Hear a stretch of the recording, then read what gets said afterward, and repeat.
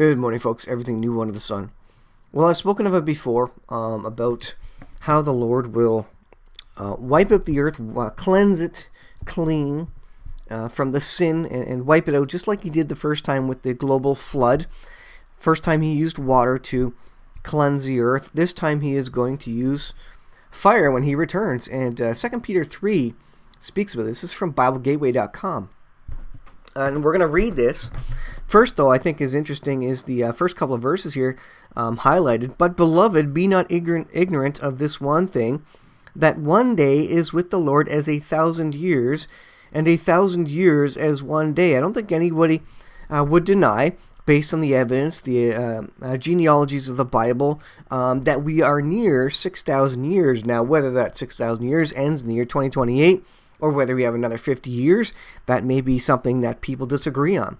I think we can all agree that we are close to the end of 6,000 years of man, and then we will be moving into the seventh day, or the millennial reign of Christ, or the day of rest, which God used, called the day of rest when God rested in the creation story in Genesis. Verse 9 says, the Lord is not slack concerning his promise, as some men count slackness, but is long-suffering. He's given us thousands of years to come to a saving knowledge of Jesus Christ, and to put our faith in God. Not willing that any should perish, but that all should come to repentance. He wants all of us to recognize himself. But the day of the Lord will come as a thief in the night, in which the heavens shall pass away with a great noise, and the elements shall melt with fervent heat. The earth also, and the works that are therein, shall be burned up. And there's coming a day when the Lord destroys the earth with fire, and we're going to take a look at an article which I think goes along with that. Seeing then that all these things shall be dissolved, what manner of persons ought ye to be in all holy conversation and godliness? We should be sharing our faith in some manner. We should be doing something for the Lord, looking for and hasting unto the coming of the day of the Lord, wherein the heavens being on fire shall be dissolved, and the elements shall melt with fervent heat. So the first time with water, the second time the earth is going to be destroyed with fire. And so I move on to this article here. Geologist, a Yellowstone eruption would destroy most of America. And the Yellowstone is just one thing that God is going to use to destroy the earth with fire. I believe just like the fountains of the deep opened up to flood the earth with water the first time, the great volcanoes and calderas of the world and volcanoes of the world are going to explode when the Lord decides to destroy the earth with fire. A geologist has said that if Yellowstone supervolcano erupts, it would destroy most of the United States. It's all about wiping the country off the map. And you got to ask yourself, is this one reason why the United States doesn't exist in end-time Bible prophecy? And this is certainly one of the potential scenarios. It says, it's important to know that Dr. Zaba is not predicting the volcano is going to erupt soon. Although I think it is soon in the time scale of how long we've been on this planet. I would, if my timeline is correct, then this is probably less than 10 years away at this point. But he's simply stating that it does have the power to destroy humanity and life as we know it. And this is one of these things. Yellowstone is one of those things that's I think God is going to use in the day of the Lord, just as it is spoken of. What does it say? In the coming day of God, it specifically speaks of, where the heavens shall be on fire and dissolved. And so this is one of the things that the Lord is going to use. Are we around when this happens? This appears to be at the end, when God culminates his wrath. So at the end of the 7-year tribulation period, as I understand it at this point in time, or at the end of the 7-year period. The tribulation is for the first 3.5. So this is what God's going to use. I don't think Christians are going to be around. I don't think the people who have faith in God are going to be around. People who are on God's side in his family, they're not going to be around for this. But I think this is coming. And so we may see some stirring of this prior to the last day wars, the 7-year period, etc. All right, let's look at this. Iranians ready for war against U.S. Who is the U.S.? Well, the U.S. is the great Satan, according to Iran. Khomeini prophesies total Persian victory. And of course, Iran was Persia. Less than 100 years ago. I don't know the exact date, but their name changed to Iran, Iraq. But before that, they were Persia, and that's how they're recognized in the Bible. Tensions are reaching critical levels as Washington continues to threaten Iran, while the madman Bolton and Pompeo are growing bolder by the day. So this is someone who obviously is against this. It seems as if the White House fool Trump has given up on foreign policy altogether and allowed Bolton and Pompeo to have free reign on pushing Washington further into the abyss. This is from RussiaInsider.com. Someone, of course, anti-U.S. and anti-war, certainly.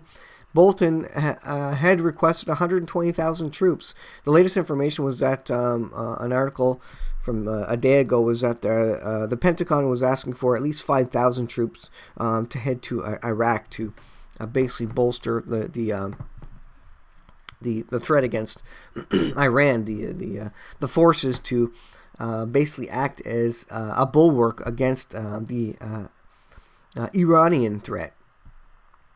So this is from jpost.com. Potential Iranian attacks against Americans have been put on hold, apparently. I think our steps were very prudent, and we put on hold the potential attacks on Americans, and that is what is extremely important. So the show of force, they believe, based on their intelligence, has caused Iran and its proxies to put on hold any attacks. Tensions between Washington and Tehran have risen in recent weeks as the White House officially announced its intention late last month to end sanction waivers. Threats have been heard from both sides and the military presence of the U.S. Navy in the Persian Gulf and Arabian Sea have risen significantly in weeks. It says, that doesn't mean that the threats that we previously identified have gone away. Our prudent response, I think, has given the Iranians time to recalculate. I think they're recalculating by shipping missiles by land and sea, as I showed in an article yesterday.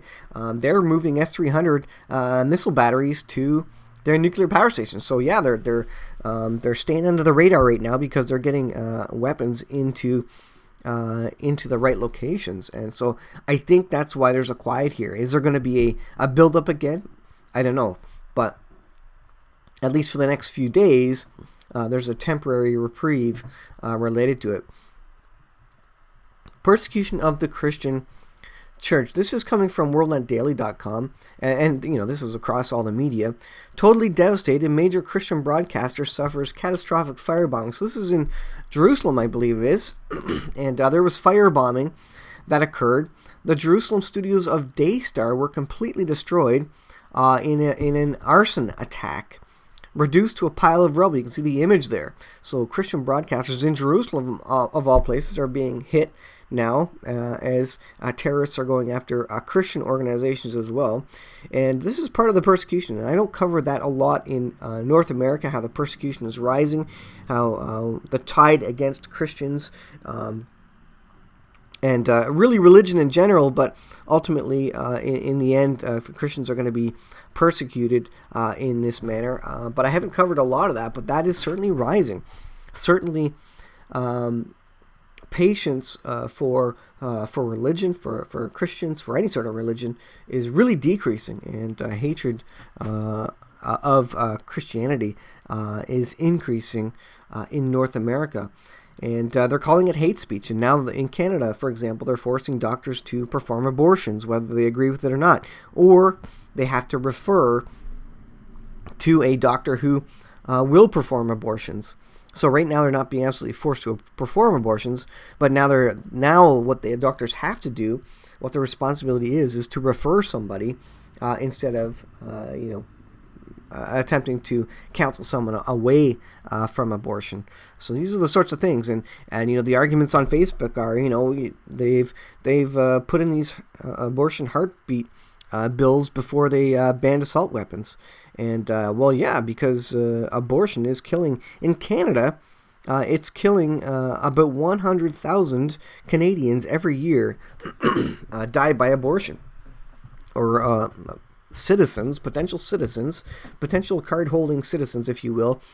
100,000, about 100,000 of them are killed every year in Canada, and I'm sure that is greatly multiplied in the United States. It's astounding how many human beings are being killed in the womb by abortion, yet they are still fighting for assault rifles to be banned. And my comment was, why not go after the obvious front runner, the one that is killing the most people in Canada, in North America, in the world? Why not go after that and try and ban that first before you go after assault rifles, where the percentage of assault rifles that actually kill humans is, probably a percentage point, versus abortions, which is 100, nearly probably 99.9% of the deaths of attempted abortions actually end up, dying. So you go after that one, which is killing hundreds of thousands of Americans every year. So it's a persecution of Christianity. It's Satan's getting his way. He wants to kill as many people as possible, and he's certainly getting there. God will come and manage and deal with the sin of the nations. He's going to do it with fire, but before that is going to come some great wrath, some bowls of judgment, some trumpet judgments, some things that happen in the book of Revelation. And those are going to, I believe, be happening in the second half of the 7-year period. The last 3.5 years, Ken Hovind believes there's a period that actually goes through the end of the 7-year period and goes beyond that a little bit, all related to the wrath of God. One upcoming video that I'd like to do is look at Islamic eschatology. It's very interesting there, the contrasting Islamic eschatology, where our Antichrist, the Christian Antichrist, is actually the Islamic Messiah. So there's some interesting parallels and contrasts there with Christian eschatology, and it seems like it's a mirror opposite. So very interesting stuff, guys. I'm going to leave there for today, but those are kind of the articles of the day, and the Lord is coming, and he will judge the planet, and he's going to judge it with fire. And so be prepared. There's going to be some rumbling, I think, before that. This is part of what the Bible speaks of earthquakes in diverse places. I think all these rumblings and earthquakes spoken of in end-time Bible prophecy relate to and are precursors to the Lord destroying the earth with fire, which is ultimately coming. So thanks for watching, guys. I think we are in the birth pains. We can see this coming. We can see the timeline of the return of the Lord being fulfilled before our eyes. I think the time is soon. I may not have the exact timeline, if it's not the year 2028 as a culmination of man's time on earth. If the 7-year tribulation or period doesn't start in the year 2021, that doesn't mean he's not coming back soon. I think he still is.